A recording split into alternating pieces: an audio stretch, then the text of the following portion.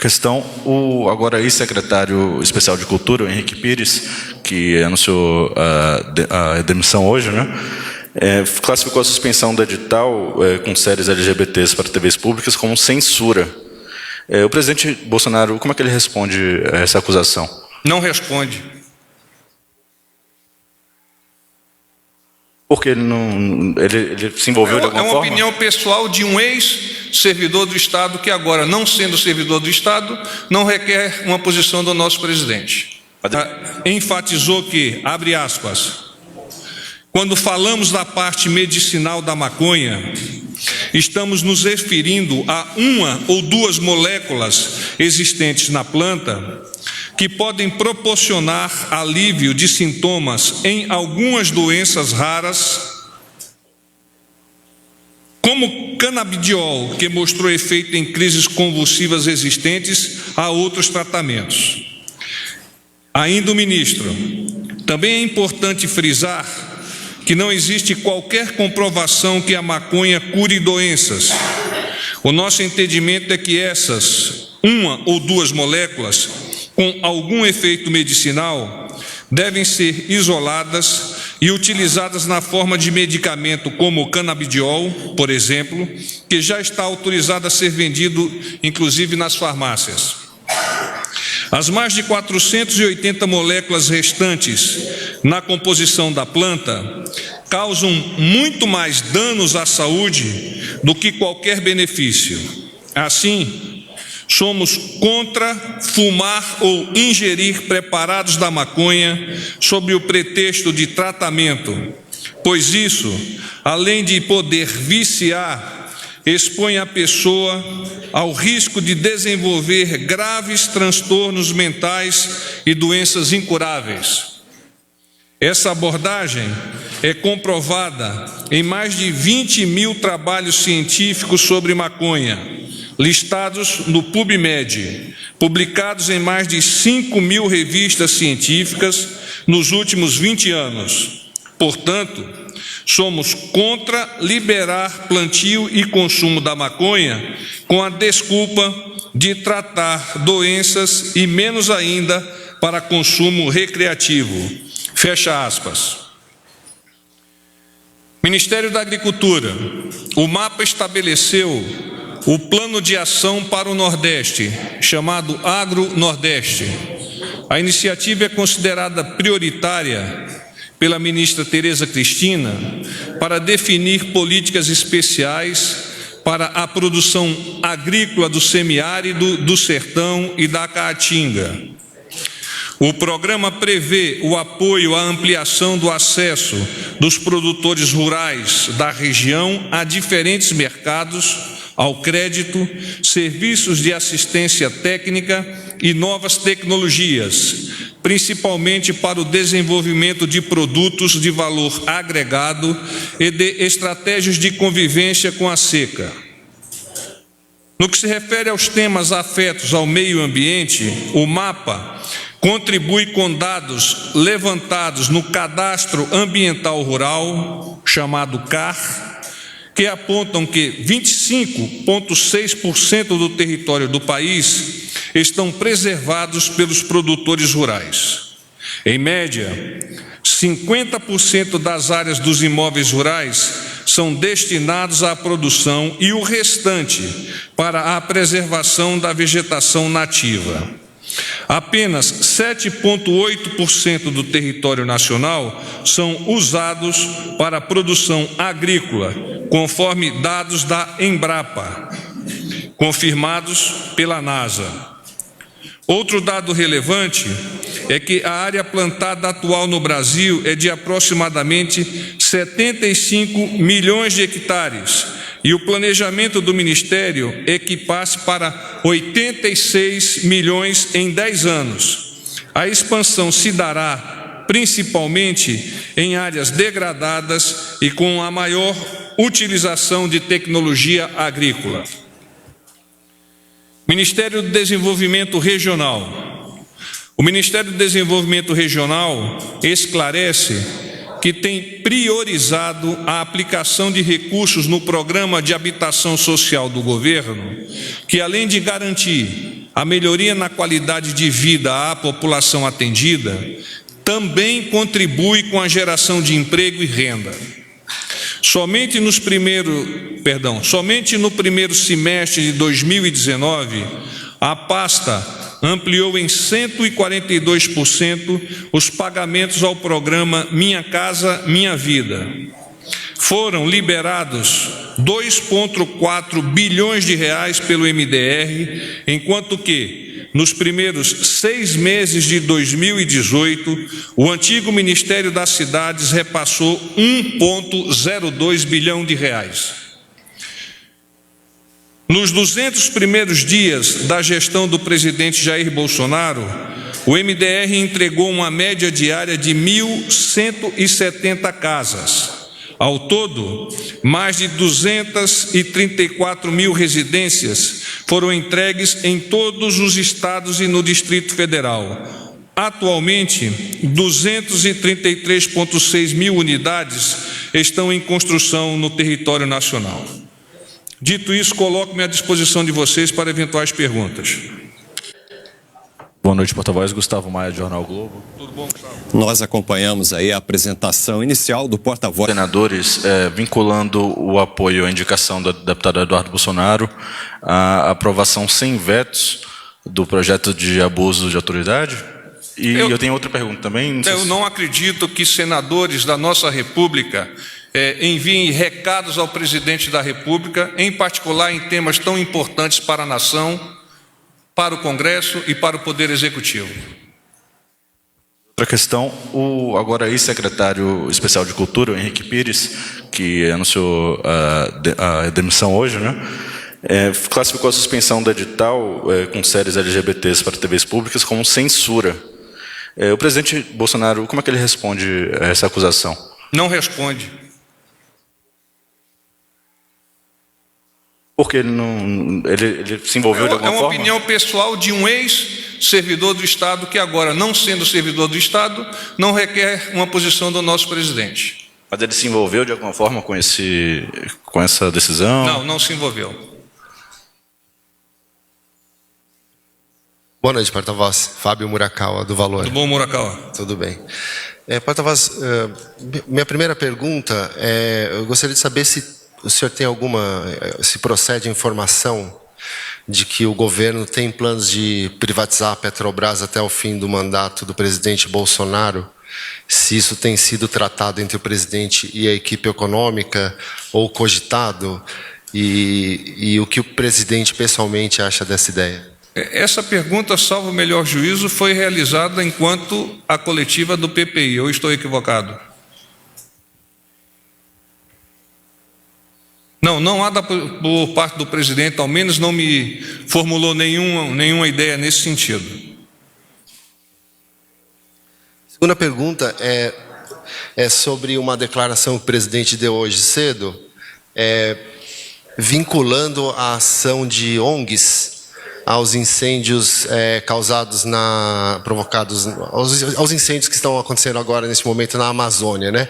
Eu queria só entender se isso partiu de alguma informação de inteligência que ele dispõe, de uma sensação que ele tem a respeito da atuação dessas ONGs ou de algum boato. Obrigado, Murakawa. Eu vou estender-me um pouco mais em relação à sua pergunta, visto que é muito importante espraiar para a sociedade a percepção do governo nessas questões referentes a desenvolvimento ambiental, meio ambiente, etc. Então, a responsabilidade sobre o desmatamento ilegal e queimadas criminosas não é só do governo federal.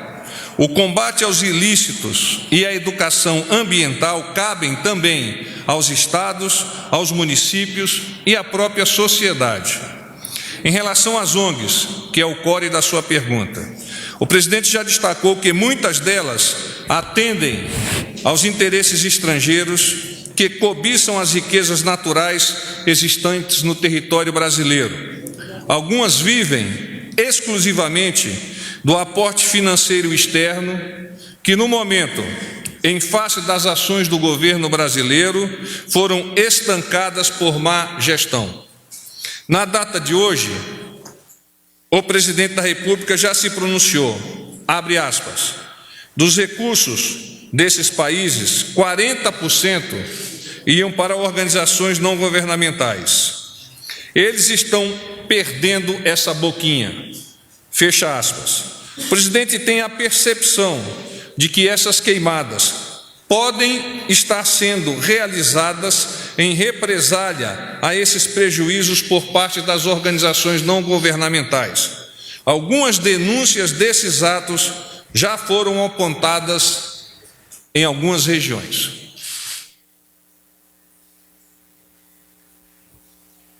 Boa noite, porta-voz. Boa noite aos presentes. Eduardo Oliveira, Folha do Brasil. 2 questionamentos. O primeiro, os dados atuais mostram que mais de 13 milhões dos brasileiros estão na extrema pobreza, ainda reflexo da má gestão dos governos anteriores e da maior recessão da história do Brasil causada pelo PT. Considerando que o presidente Jair Bolsonaro recebeu um país deficitário e também sua fala recente de que o Brasil todo está sem dinheiro, em quanto tempo o governo calcula que vai conseguir tirar o país dessa crise? O presidente Bolsonaro recebeu um país quebrado financeiramente, com alto índice de desemprego e uma forte crise ética e fiscal. O governo federal está trabalhando incessantemente para reverter essa situação e várias medidas foram e serão implementadas, entre outras, destacamos as seguintes: nova Previdência, reforma tributária, liberdade econômica, acordo do Mercosul com a União Europeia, transformação das leis trabalhistas, valorização do agronegócio, 13º do Bolsa Família, ações voltadas à população de baixa renda, especialmente nas questões do Minha Casa Minha Vida e do próprio Bolsa Família, e leilões e concessões de portos, aeroportos, ferrovias e rodovias. Não há como prever em quanto tempo o Brasil vai gerar emprego, renda, prosperidade e inclusão social.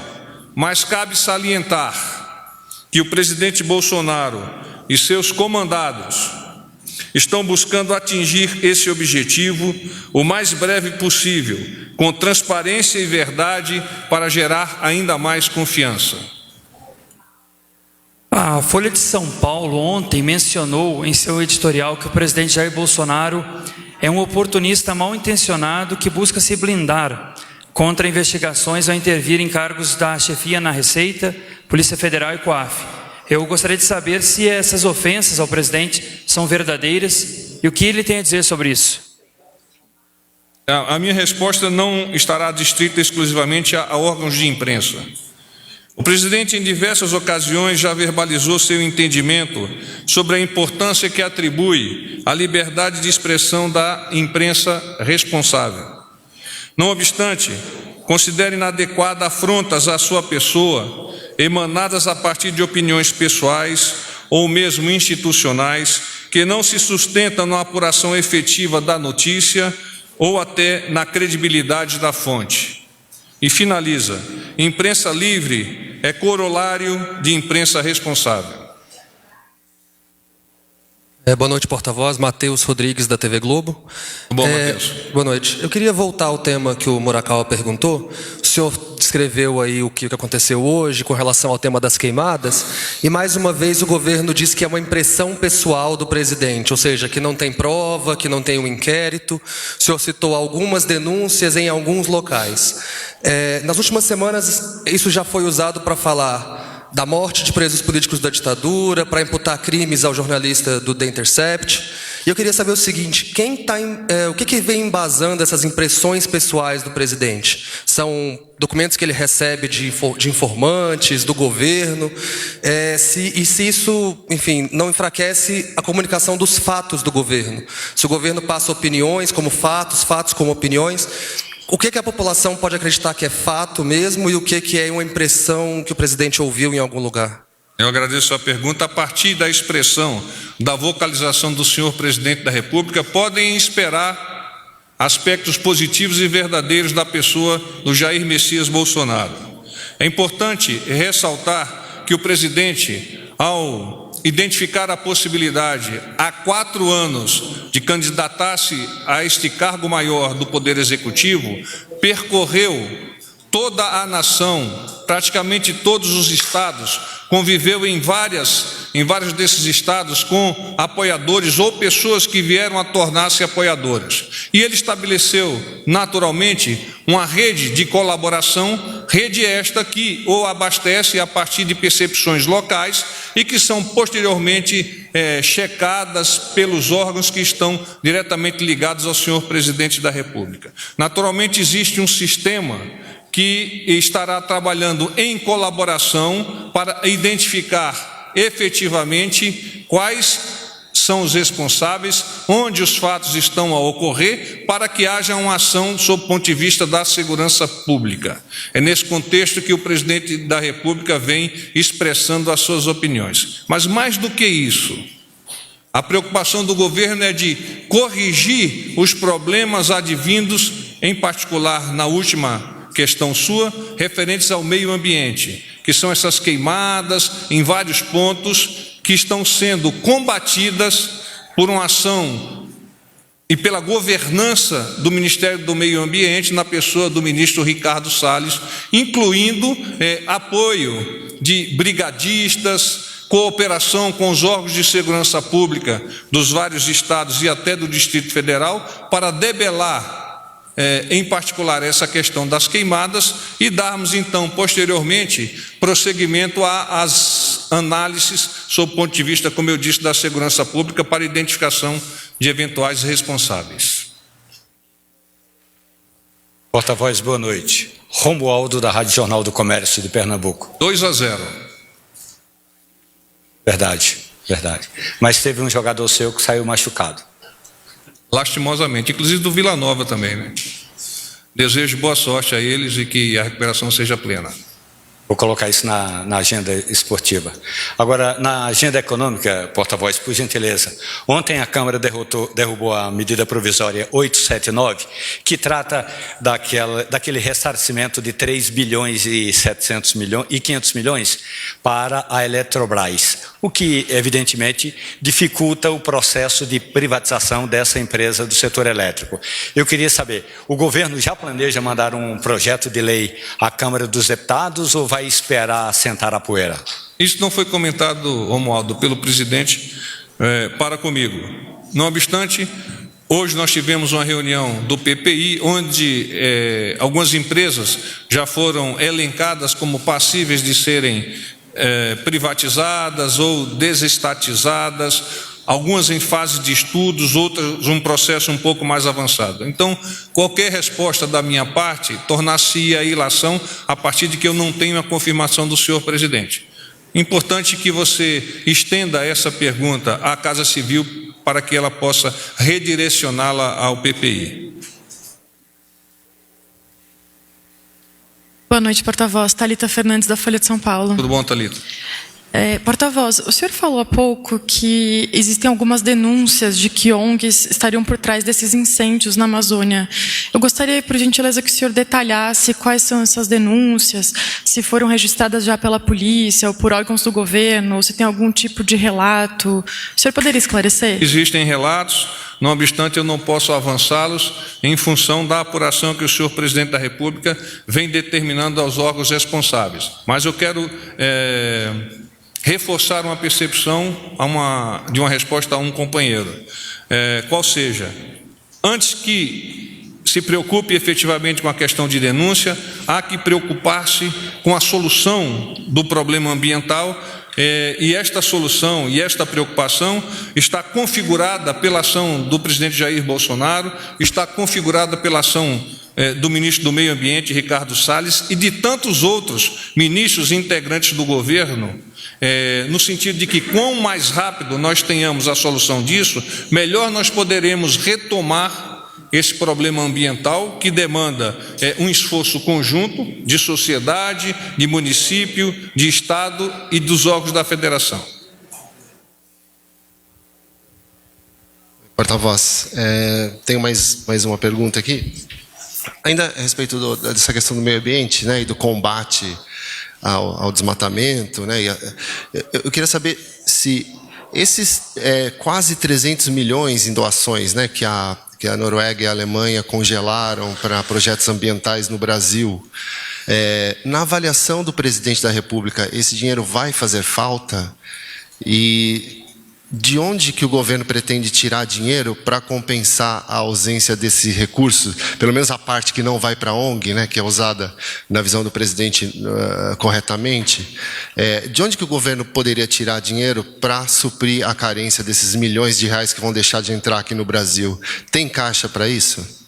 O ministro do Meio Ambiente, eu já o citei em algumas das respostas, vem atuando de forma eficaz para a melhoria dos processos e governança das ações desencadeadas pelo governo nessa área tão importante. Não há dúvida da importância que o governo atribui a essa área.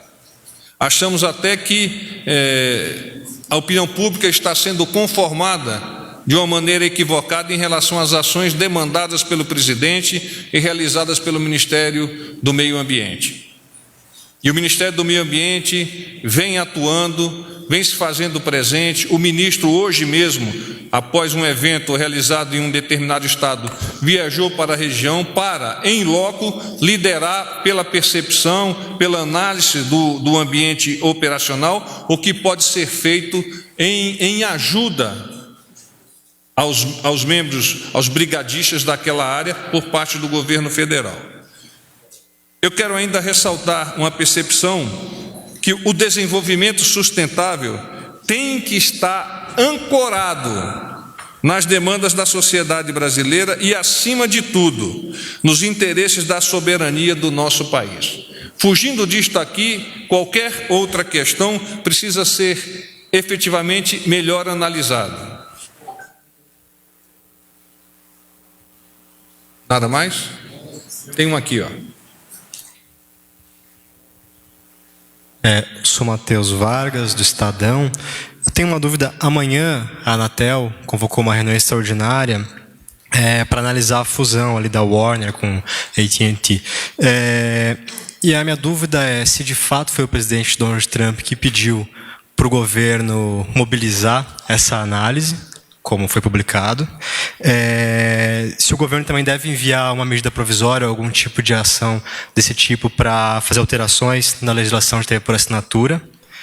E qual que é a posição do governo sobre esse debate que vai ser feito na Anatel?